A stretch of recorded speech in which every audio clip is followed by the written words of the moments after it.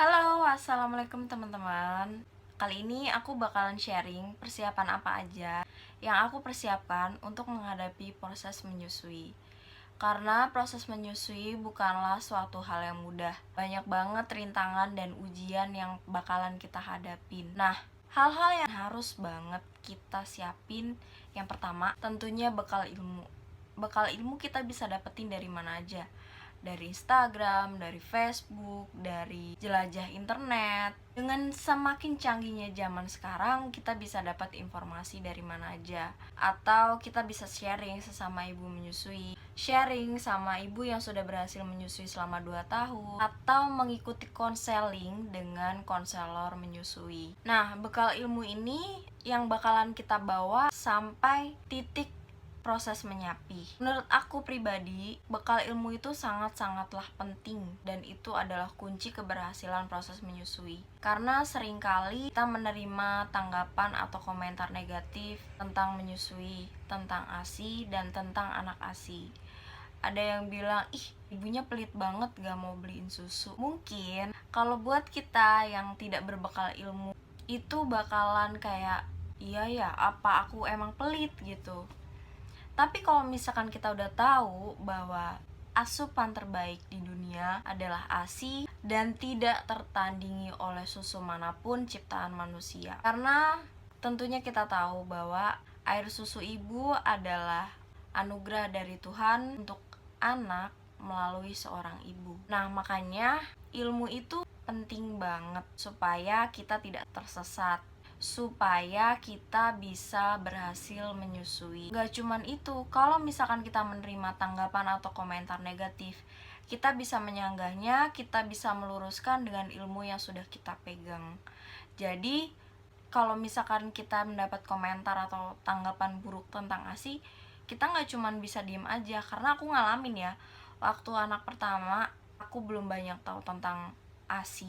Itu ketika aku disaran untuk ngasih support anakku, itu kayak aku cuman diem aja gitu. Oh gitu ya. Ada rasa dimana mempertimbangkan, masa iya sih gitu. Karena di situ aku belum banyak tahu, bahkan cuman segelintir ya cetek-cetek lah tentang ASI yang aku tahu gitu. Terus kalau misalkan ada komentar-komentar atau omongan-omongan negatif tentang nyusui itu sendiri, aku cuman diem aja, gak bisa menyanggah bahkan meluruskan, karena aku nggak tahu apa-apa, karena aku belum membekali diriku apa-apa gitu. Jadi ya udah, dan itu akan terus bergulir komentar-komentar negatif itu. Kan enak nih kalau misalkan kita sendiri sudah berbekal ilmu, kita bisa menyanggah bahkan meluruskan mitos tentang menyusui yang tidak benar atau anggapan tentang menyusui yang salah.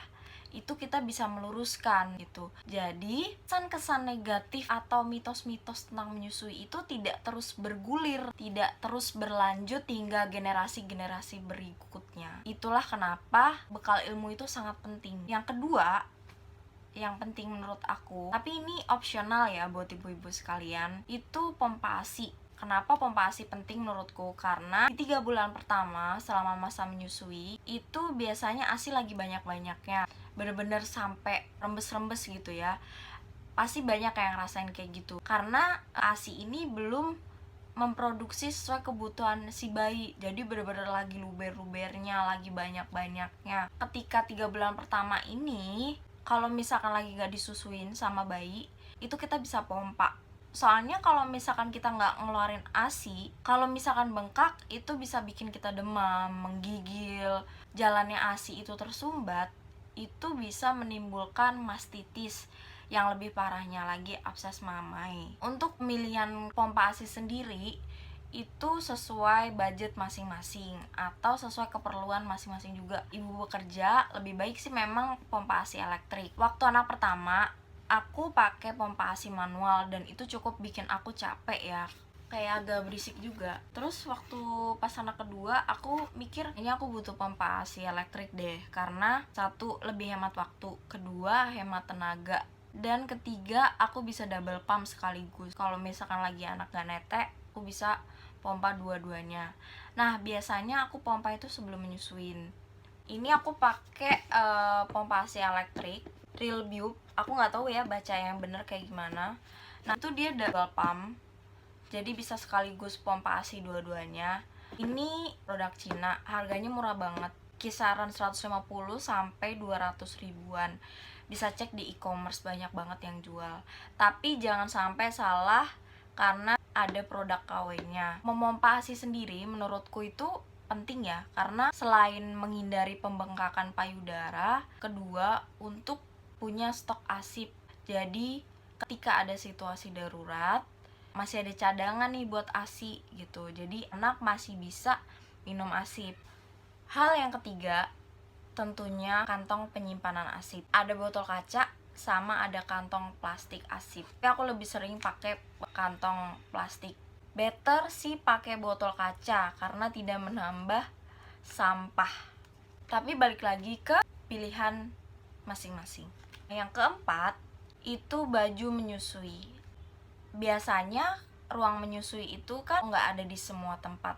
Nah, baju menyusui itu menurutku sangat membantu ketika kita tidak menemukan nursing room atau ruang menyusui. Jadi kita bisa nyusuin di situ. Kayak misalkan yang aku pakai, nah kayak gini.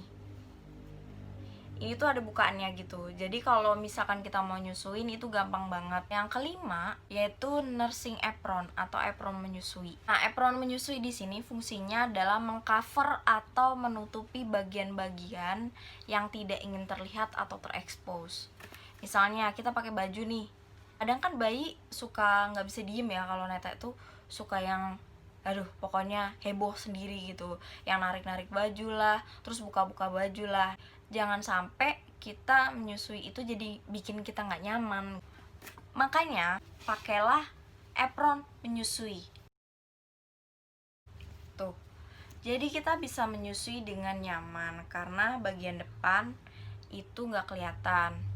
Ini aku dapat gratisan waktu itu beli sabun pencuci salah satu produk gitu, free-nya mau apron atau feeding set. Nah, aku mintanya apron menyusui karena waktu itu belum punya juga. Jadi lumayan kan kalau misalkan dapat gratis. Mama seneng gratisan. Apron menyusui sendiri aku punya dua. Yang satu tutupan depan aja, jadi cuman depannya aja yang tercover. Dan satu lagi waktu aku mau ngelahirin anak kedua, aku beli nursing cover yang tertutup seluruhnya, jadi bentuknya itu melingkar.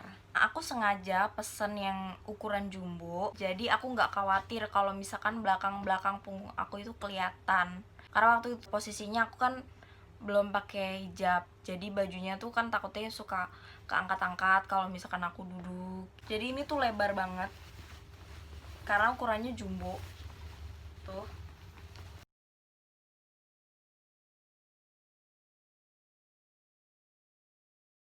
Kayak gini, jadi dia bener-bener ngelingker gitu. Ini menurutku sangat membantu ya kalau misalkan kita bener-bener tidak menemukan ruang menyusui.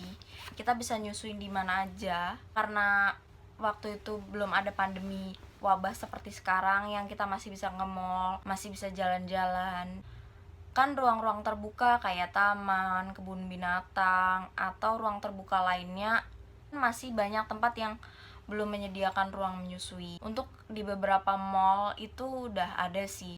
Cover menyusui itu menurutku ngebantu banget, kita bisa nyusuin di mana aja. Misalkan anak lagi pengen netek, udah nggak perlu ribet-ribet kesana kemari nyari tempat, tinggal slep pakai kelar netein deh.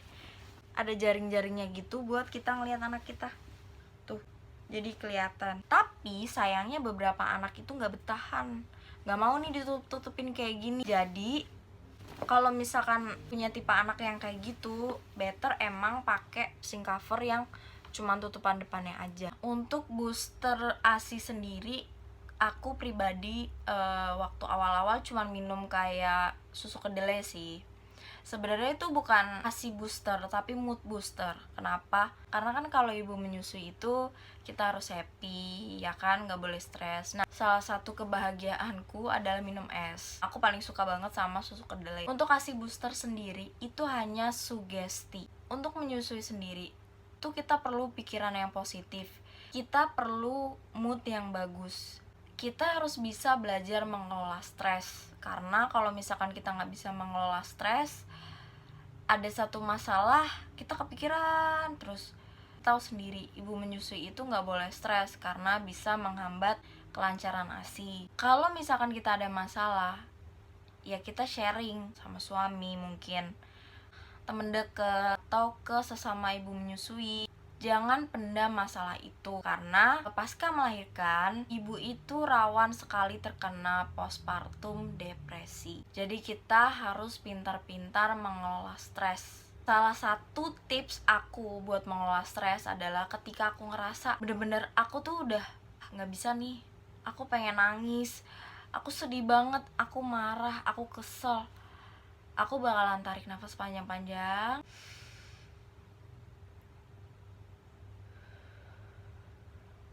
buang perlahan-lahan sampai bener-bener aku ngerasa relax, aku ngerasa tenang. Lagi ngurus anak nih, anak rewel banget, kitanya udah bener-bener gak bisa nih, kayak udah kesel banget gitu ya.